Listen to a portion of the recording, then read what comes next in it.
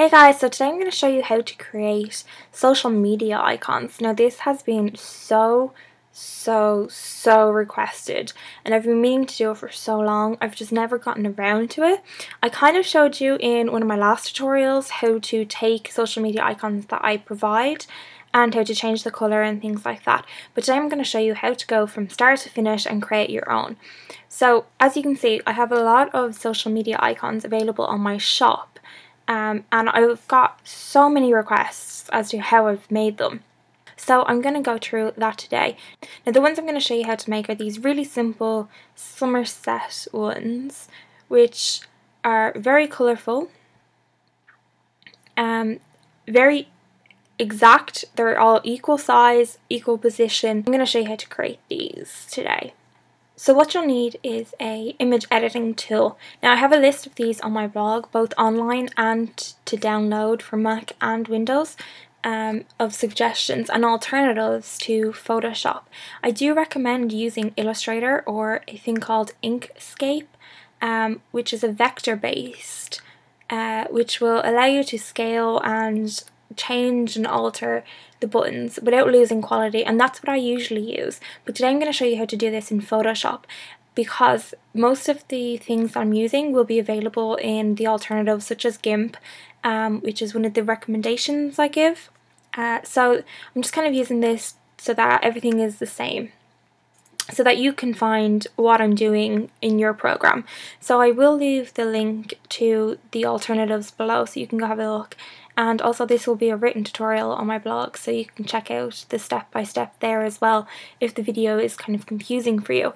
So open your tool and open a new document. So usually I make this bigger. I'm actually going to make it smaller today just to show you like maybe 4 buttons or so by 200. Okay, and this is quite small, but we can use this.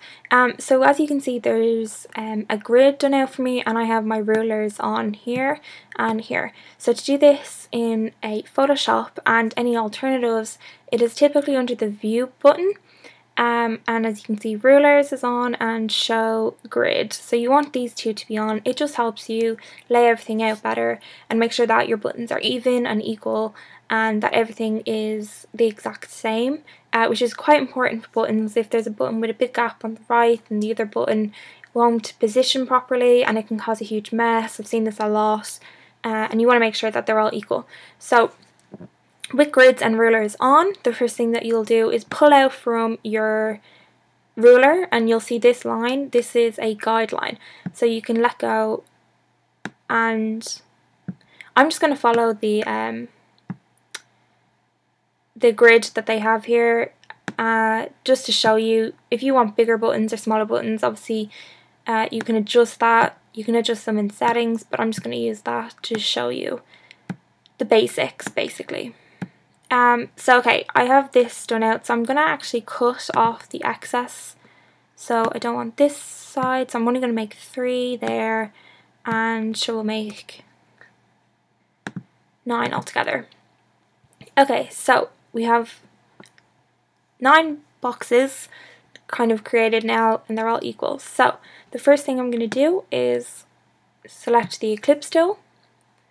I'm going to change it to black so that we can see, and I'm going to go up here to the first box and I'm going to create a circle. If you hold shift, it will maintain the radius so that it's equal, and let go. So I'm going to zoom in and we're going to position it so that it's pretty much, it doesn't have to be exact. I mean, this side is a little bigger and the top is a little bigger, but it's only a couple of pixels and you won't notice it really. Okay, so with that done, we're going to duplicate it and move it over. Again, you want to get it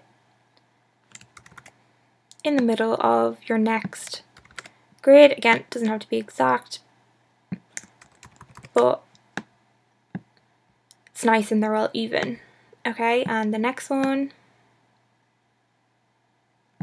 Okay, and once you've got your rows done, you can actually just merge them and then duplicate and bring it down, and position, and the same again. So bring it down, duplicate, and there we go.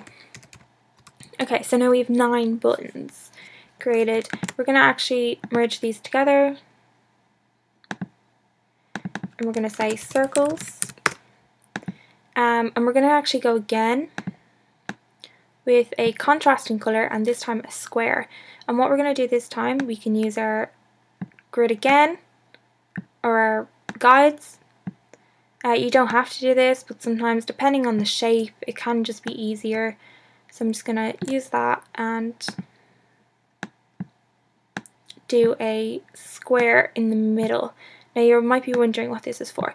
This is so that when we go to create the actual icon, so the F for Facebook or whatever, we know exactly the area, the center point.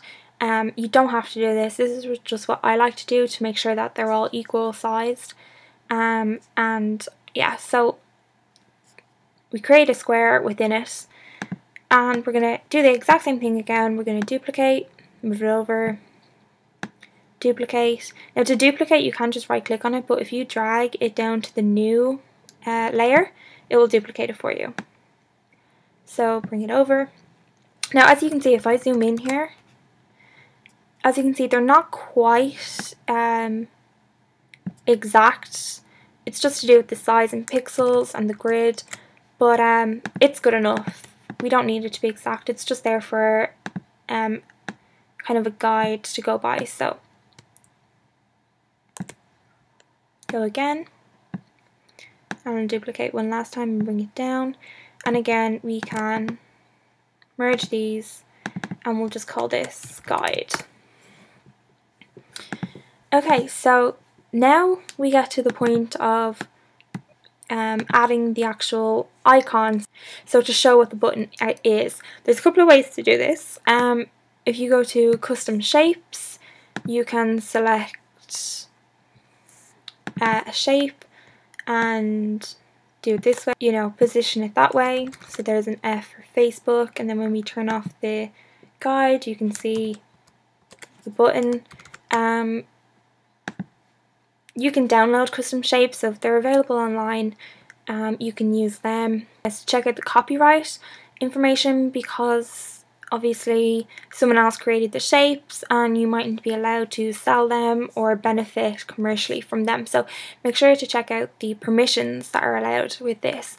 The alternative you can use is a text font or a typeface. Again, make sure to check out the license that goes with that. So as you can see here, there's one for Twitter, and we're just adding that. So another thing you can do is obviously just use text. So if you just use text, you know, you can add in an at button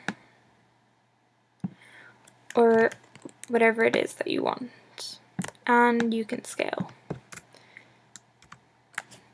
Okay, so I think you get the idea behind your adding the actual icon. So what we're going to do is turn off the guide layer. We'll zoom out. We can also turn off grid, and now what we're going to do is change the background.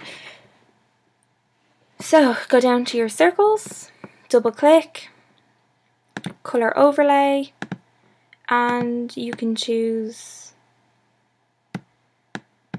a color that you like so. And then to export them, now we don't want them on this white background, so we're going to go down and turn off our background layer so they're on a invisible transparent background. This just means you can put them on anything, so if your blog is black, white or a colour, that there won't be that white block behind them. So then to export, then if you go over here to your slice tool, and click slices from guides, because we have these blue guides in place. So slices from guides, and as you can see, it splits them up, and because we've done it evenly, they are even. So then you can go to File, Save for Web, click Save, give them a name, slices, make sure all slices are selected to save them all, and click Save. So if you open the folder for them, then you'll see an images folder. If you double click on that, you'll see each of the buttons have exported. I hope this was helpful. If you have any more questions, please leave them below. Of course, there'll be a written tutorial of this on my blog as well, in case you missed anything in this video tutorial, and I will talk to you later.